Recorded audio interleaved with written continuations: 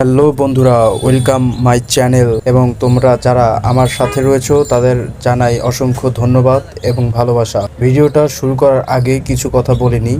যে ভিডিওটা দেখতে পাচ্ছ এই ভিডিওটা হচ্ছে নর্থ সাউথ ইউনিভার্সিটির, যে ইউনিভার্সিটিটি বসুন্ধরাতে রয়েছে।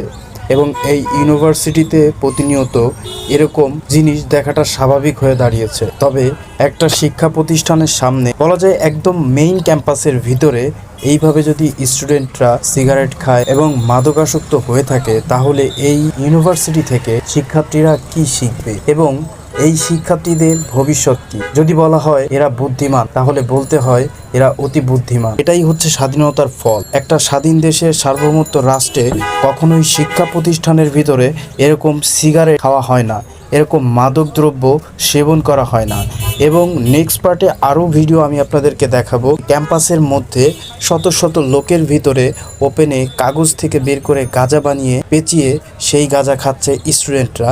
তবে ইউনিভার্সিটির যারা রয়েছেন, যেসব প্রশাসক রয়েছে, ইউনিভার্সিটির যে ঊর্ধ্বতম কর্তৃপক্ষ রয়েছে, তারা সিসি ক্যামেরায় সর্বোচ্চ সময়, সব সময় নাকি দেখতে থাকে ক্যাম্পাসের মধ্যে কি হচ্ছে। ক্যাম্পাসের নিরাপত্তার জন্য তারা সিসি ক্যামেরা বসিয়েছে এবং সার্বক্ষণিক সেই সিসি ক্যামেরা নিয়ন্ত্রণ করে থাকে। তাহলে এই সব দৃশ্য কি তাদের চোখে পড়ে না? তাহলে তারা কেন এই বিষয়ে পদক্ষেপ নিচ্ছে না? আপনারা জানেন যে ইউনিভার্সিটি বা একটা শিক্ষা প্রতিষ্ঠান থেকে মানুষ শিক্ষা লাভের জন্য যায়।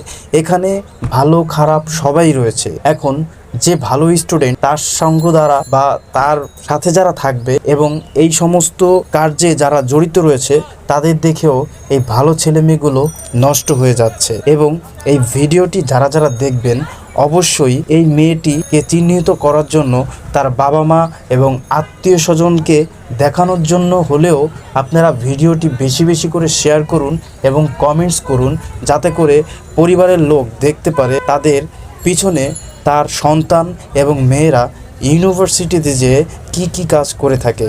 তাই আমি আবারও বলবো, আপনারা সচেতন হন এবং আপনার সন্তান কি করছে খোঁজ রাখুন। সচেতনতাই পারে আমাদের ভবিষ্যৎ প্রজন্মকে ভালো করতে।